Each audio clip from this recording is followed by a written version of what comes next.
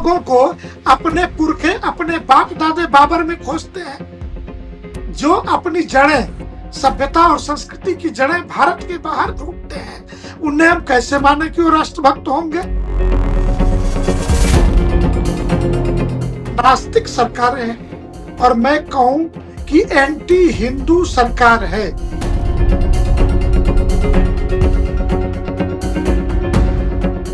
क्योंकि देखिए कोर्ट को भी कोई ऐतराज नहीं था, तभी देखिए 6 तारीख को नींव रखी गई मुर्शिदाबाद में। है कि हिंदुओं के मंदिर को तोड़ करके दिए गए गहरे जख्म को जीवित रखने वाले लोग, अगर नाम से ऐतराज है चाहते आपको? हैं, नाम से ही ऐतराज है।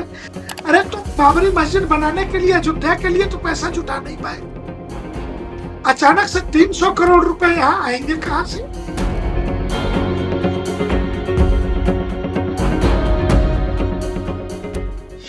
नमस्कार, धर्म ज्ञान के दर्शकों का स्वागत है। मैं हूं आपके साथ कविता राणा। पश्चिम बंगाल के चुनाव में महज 3 से 4 महीनों का समय बचा हुआ है, लेकिन चुनाव से ठीक पहले मुर्शिदाबाद में एक तरफ जहां नई बाबरी मस्जिद की नींव और उसके अगले दिन बाद कोलकाता की धरती पर धीरेन्द्र शास्त्री की अगुवाई में 5 लाख श्रद्धालुओं द्वारा गीता पाठ।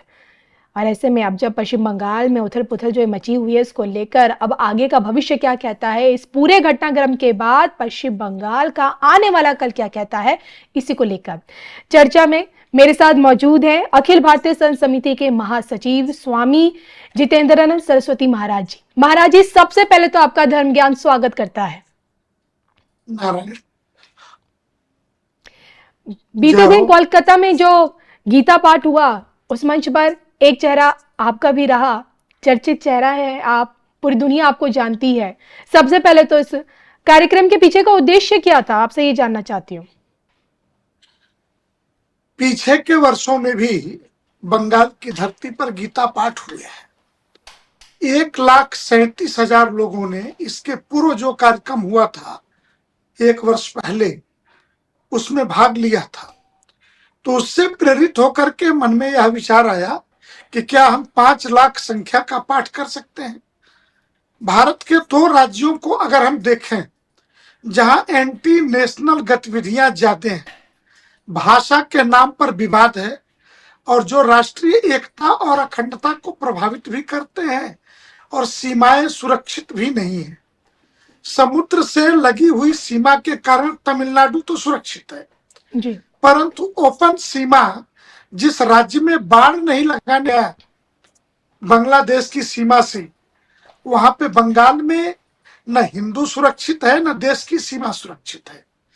और यह दोनों राज्य बेहद धार्मिक है और दोनों राज्यों में नास्तिक सरकारें हैं और मैं कहूं कि एंटी हिंदू सरकार है कि जिसको हिंदुओं में हर खामी दिखती है।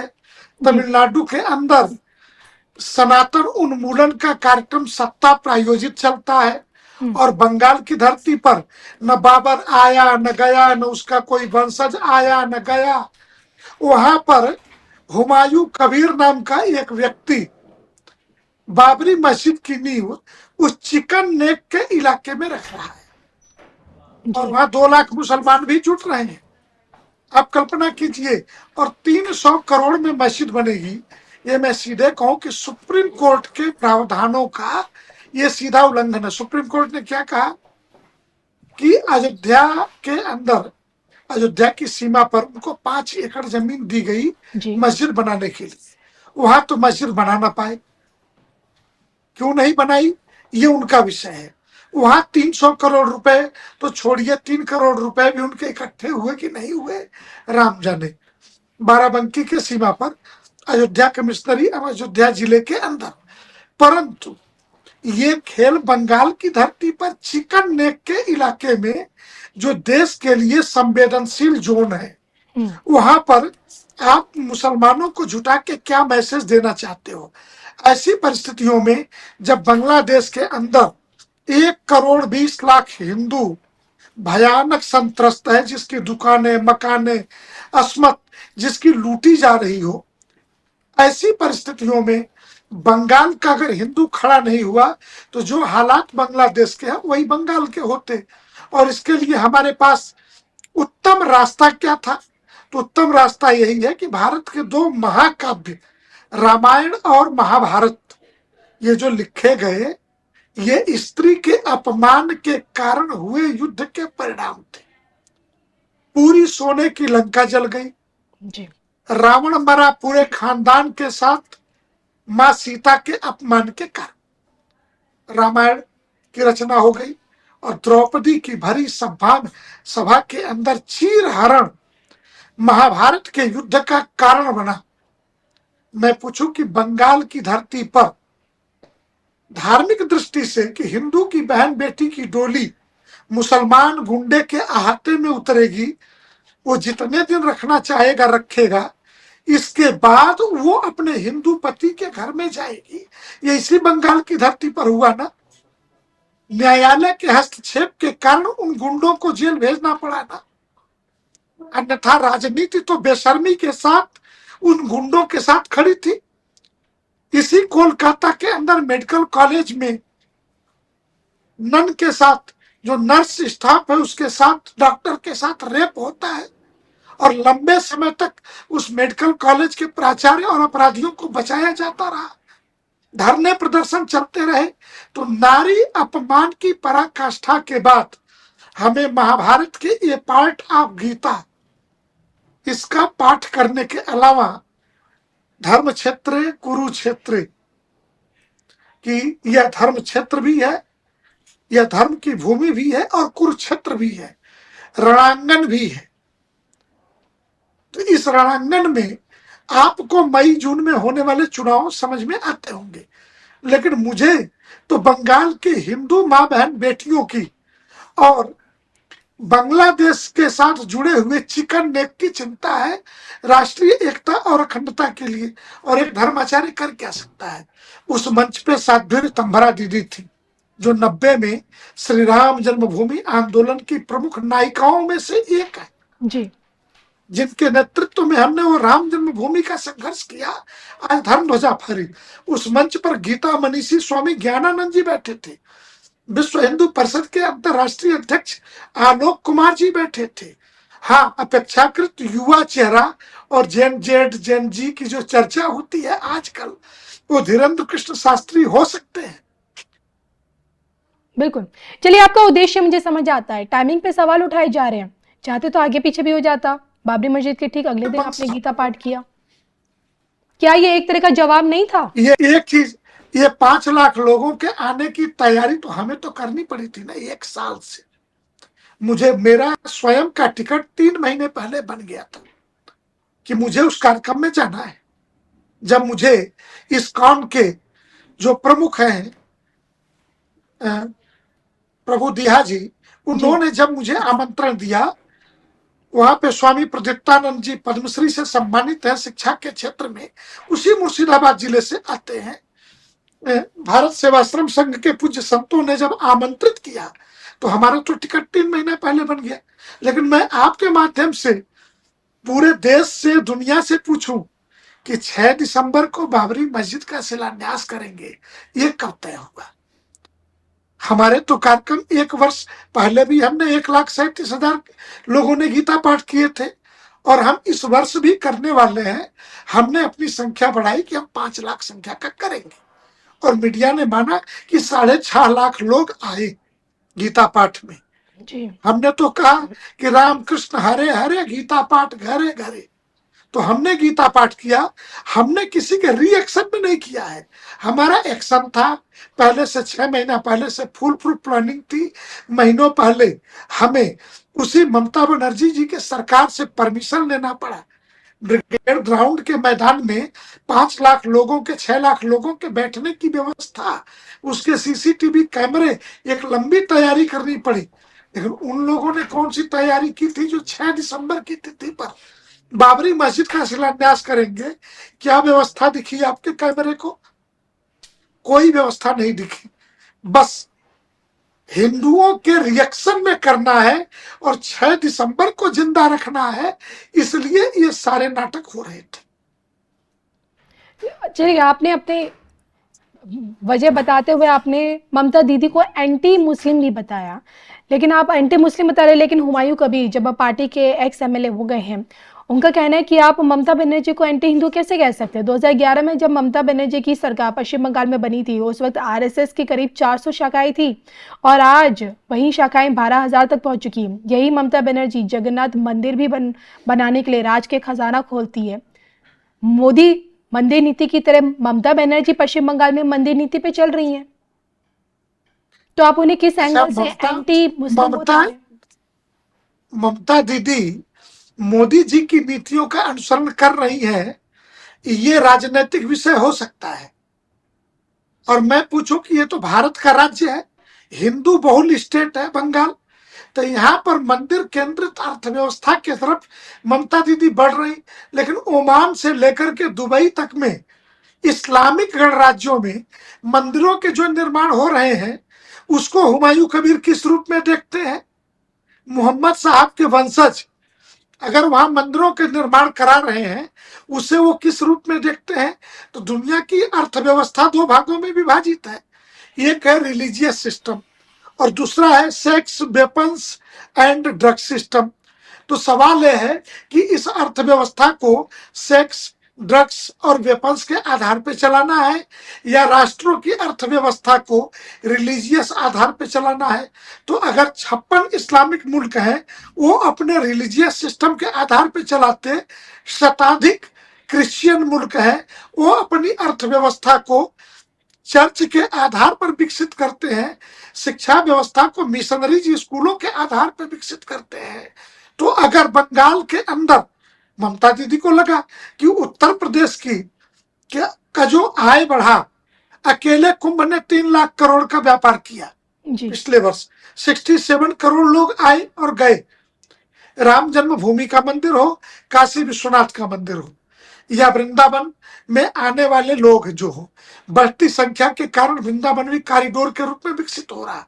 तो ये जो लोग आते हैं, ये किसी न किसी वाहन से आते हैं, किसी न किसी होटल में रुकते हैं, ये सभी जीएसटी देते हैं, तो ये टैक्स का पैसा सरकार के खजाने में जाता है। और मैं पूछूं कि हिंदू त्योहारों की बात करेंगे, अगर बंगाल को अमीर होना है, बंगाल को बीमारू राज्य के दर्जे से बाहर निकलना है, विकसित होना है, तो पैसा चाहिए।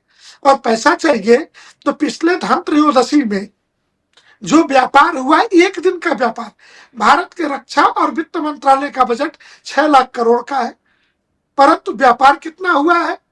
एक दिन में जो गाड़ियां खरीदी गई, सोने चांदी खरीदे गए, 6,05,000 करोड़ रुपए का। तो स्वाभाविक है कि ये किसी मुसलमान या ईसाई ने धनत्रयोदशी के दिन, दीपावली से 2 दिन पहले की खरीदारी में, हिंदू त्योहार पर किसी गैर हिंदू ने तो नहीं किया होगा। तो 6,05,000 करोड़ की खरीदारी अगर हुई तो भारत के 2 मंत्रालयों के बराबर। भारत का बजट कितना है? तो 15-16 लाख करोड़ का है। 6,05,000 करोड़ की हमने खरीदारी कर दी। तो एक राज्य को अगर विकसित होना है, राज्य को सड़कें, पुल, वहां पे सुविधाएं, मूलभूत सुविधा मुहैया करानी है, तो बजट, वित्त, राज्य को विचार करना है। अब किस आधार पर विचार करना है? एंटी हिंदू के आधार पर विचार करना या राज्य के समेकित विकास, समन्वित विकास के लिए करना है?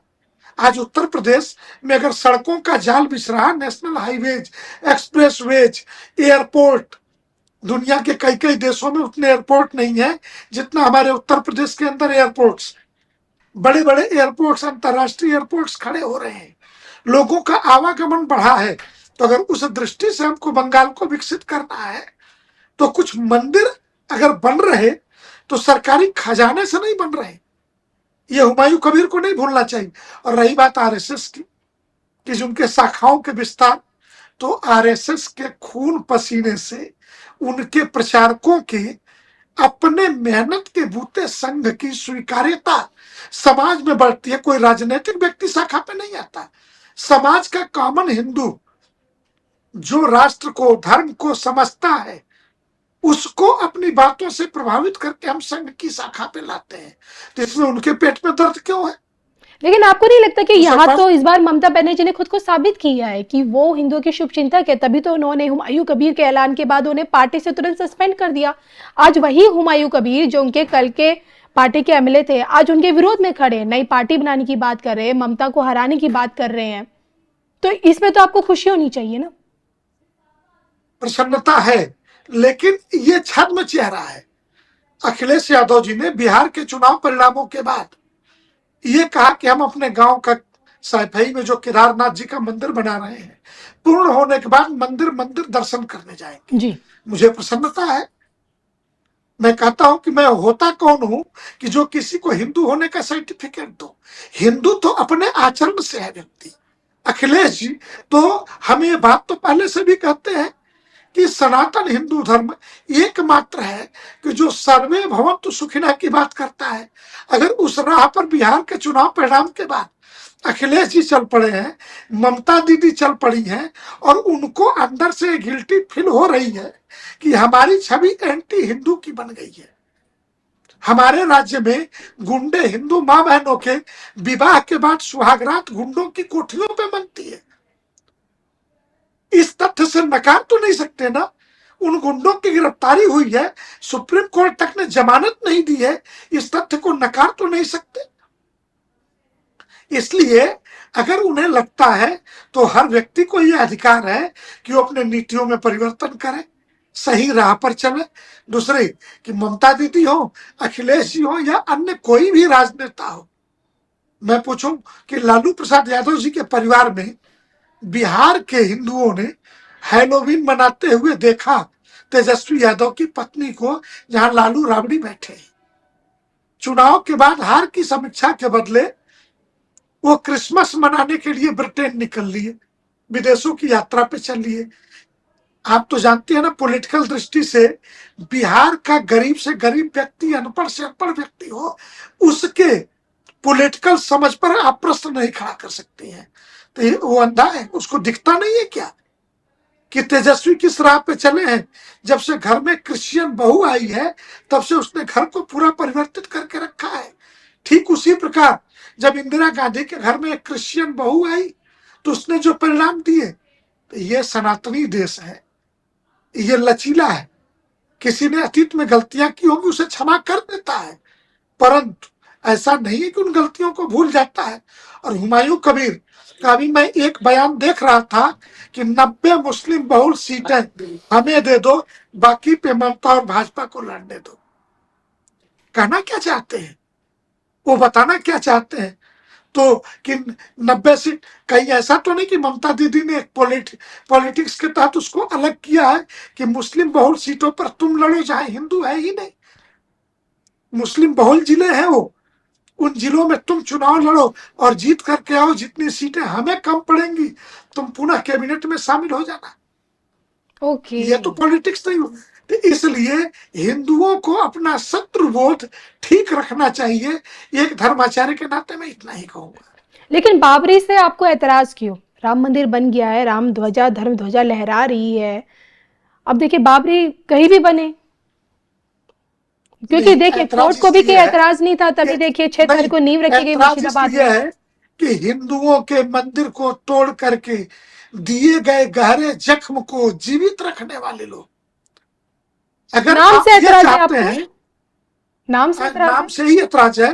क्योंकि जिन लोगों को अपने पुरखे, अपने बाप दादे बाबर में खोजते हैं, जो अपनी जड़ें, सभ्यता और संस्कृति की जड़ें भारत के बाहर ढूंढते हैं, उन्हें हम कैसे माने कि वो राष्ट्रभक्त होंगे, इस देश के होंगे? जो इस देश का नहीं, जो इस परिवेश का नहीं, वो हमारा कैसे हो सकता है? तो इनका क्या किया जाना चाहिए? ऐसे लोगों का क्या किया चाहिए जो आज भी बाबर और औरंगजेब शत्रु है? सुप्रीम कोर्ट के दिए गए निर्णय का सीधा उल्लंघन है। सुप्रीम कोर्ट के निर्णय के अनुसार अगर मस्जिद बननी ही थी तो अयोध्या जिले में बननी थी।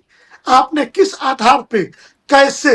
ये तो सारे पैसे जितनी घोषणा हुई है, इसे जब्त किया जाना चाहिए। ये पैसे दे कौन रहे हैं लोग?